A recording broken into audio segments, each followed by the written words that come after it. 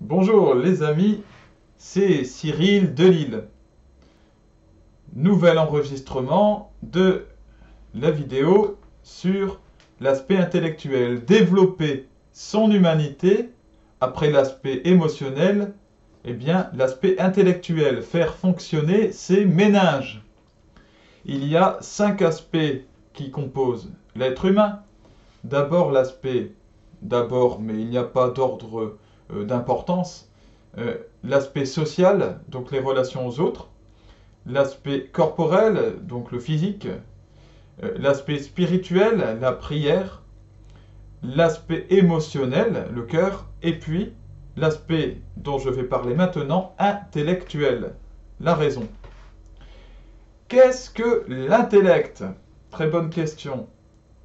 C'est à la base la faculté de connaître et de comprendre.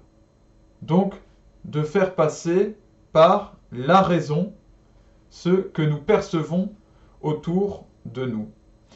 L'intellect est-il l'intelligence? Non, ce n'est pas la même chose, même si les deux sont intrinsèquement liés. L'intelligence est composée de chacun de nos aspects, des aspects que j'ai cités. L'intelligence est autant intellectuelle qu'elle est sociale, qu'elle est corporelle, qu'elle est spirituelle, qu'elle est émotionnelle.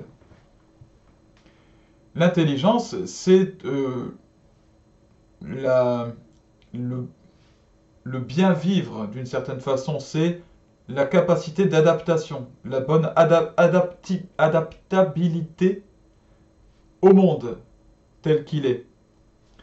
Donc, vous comprenez bien qu'il n'y a pas que l'intellect qui sert dans ce cas. Il y a une intelligence corporelle pour celui qui est capable de se mouvoir, par exemple, physiquement, qui est capable de suivre un parcours du combattant, qui est capable de ramper juste après de sauter, puis de faire une roulade, puis de soulever, puis de passer au-dessus d'un mur. C'est une intelligence. Voilà. C'est une adaptation à l'environnement. Hum, Évidemment, l'intellect est tout aussi important, essentiel pour notre humanité que chacun des autres aspects. Voilà, sans intellect, nous n'allons pas bien loin, puisque l'intellect, c'est un filtre. C'est le filtre de notre conscience directe. Voilà, par la logique. Quelque chose qui cadre et qui permet de fonctionner avec une grille de lecture, avec une vision claire des choses. C'est le code de la route quelque part de notre humanité. Ceux qui fonctionnent sans intellect, ou en tout cas avec bien trop peu d'intellect, eh bien, euh, sont des personnes soumises aux vents et marées, alors qui sont un coup très haut, un coup très bas, un coup très haut, et puis qui se retrouvent toujours dans des situations à reproduire les mêmes erreurs et dans des situations difficiles. Donc, par exemple, les personnes maniaco-dépressives euh, vont passer par des phases extrêmement joyeuses, même des phases hystériques, hein, des phases de toute puissance, et puis juste après des phases dépressives. Eh bien, il y a là l'exemple de personnes chez lesquelles l'intellect, donc le cadre, ne fonctionne pas correctement. Comment développer cet intellect en réfléchissant?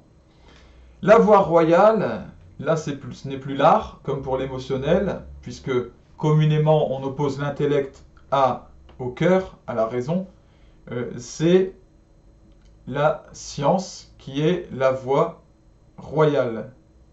La science, les scientifiques ont un bon sens logique qui est communément reconnu, et pourtant, il n'est pas rare de voir dans l'histoire de certains scientifiques que leur vie a été chaotique, que à côté de leur domaine de prédilection, ils faisaient n'importe quoi, ils ont fait n'importe quoi sur beaucoup de points. C'est surprenant, mais c'est comme ça. Ce qui prouve que l'intellect n'est absolument pas la seule dimension à développer chez l'être humain et qu'elle n'est pas le seul point de l'intelligence. La logique, évidemment, pure et abstraite, ce sont les mathématiques. Et la logique pure et concrète, appliquée au réel, c'est la philosophie. Mais j'y reviendrai. Alors concrètement, justement, comment est-ce que l'on peut développer notre intellect, notre dimension raisonnée? Alors par les exercices, vous savez, tous les exercices intellectuels qu'on peut faire, les mots croisés, les sudoku et puis tout ce qui est apparenté, il y en a plein aujourd'hui de ces exercices-là. Aussi par la lecture de livres de philosophie, de sociologie, puisque la philosophie, justement, c'est la logique mathématique appliquée au réel. Ça demande une grande capacité de réflexion. Et puis on peut tout à fait prendre des notes en lisant tous ces livres de philosophie, de sociologie, de sciences, les documentaires écrits ou visuels, les conférences, là sur Internet ou en vrai, les émissions.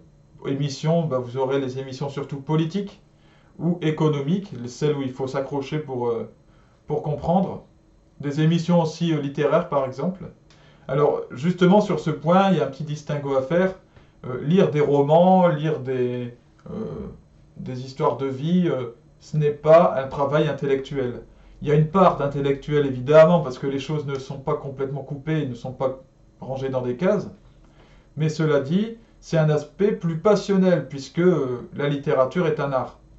Voilà. Alors, si l'on veut vraiment développer son intellect, il est nécessaire de lire ce genre de livres, philosophie, sociologie, sciences, etc.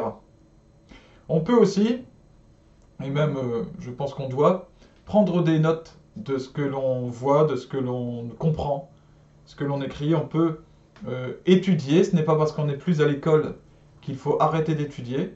Continuer, voilà, c'est ce que je m'applique à faire.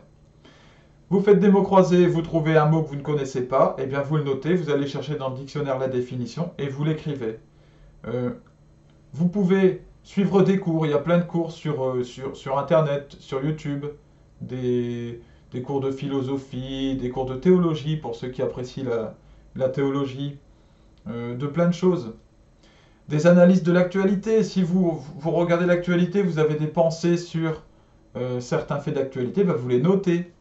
Vous notez vos pensées, vous notez les analyses que vous faites, entre ce que vous voyez, ce que vous observez autour de vous, des gens que vous connaissez, des proches, vos voisins. Voilà. Il faut écrire, faire fonctionner son intelligence, sa capacité d'analyse des choses, c'est vraiment important. De cette façon, il est possible de développer un véritable sens critique, logique, pointu.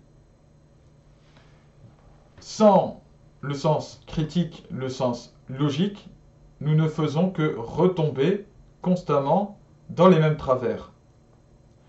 Il ne faut pas être non plus un être uniquement intellectuel, donc quelqu'un qui méprise l'émotionnel. On en trouve beaucoup en ce moment, voilà, par-ci par-là, je vais citer... non, je vais citer personne, mais certains méprisent l'émotionnel au prétexte que ça serait un truc de femme ou un truc j'avais entendu, je me rappelle d'une dame qui a participé à la Star Academy, je ne sais plus laquelle, je crois que c'est 4 ou 5. C'était une professeure, et elle disait, professeure, je ne sais plus de quoi, art de la scène peut-être, quelque chose comme ça, et elle disait, la compassion c'est la passion des cons. Alors ça c'était invraisemblable. Et cette personne avait un mépris de l'émotionnel, elle a choqué beaucoup de gens, et je crois même qu'elle est partie pendant l'émission, tellement ça n'allait plus du tout avec elle.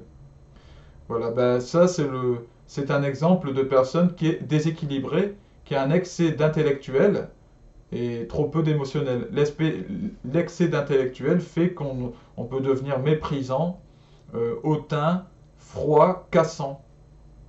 Voilà. Parce qu'on fonctionne justement selon une ligne droite, mais un peu trop droite.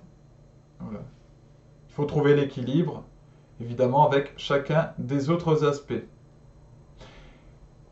J'espère que le son est bon cette fois, et je vous souhaite de pouvoir développer en ce temps de confinement votre dimension intellectuelle comme il se doit.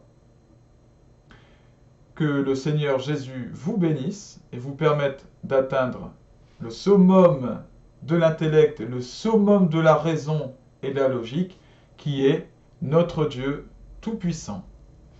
Puisque finalement, la science, ce n'est que la découverte de l'œuvre créée par Dieu. Donc la raison, évidemment, a une part essentielle en Dieu tout-puissant. C'est lui qui l'a créé de toute façon. À bientôt les amis, que Dieu vous bénisse.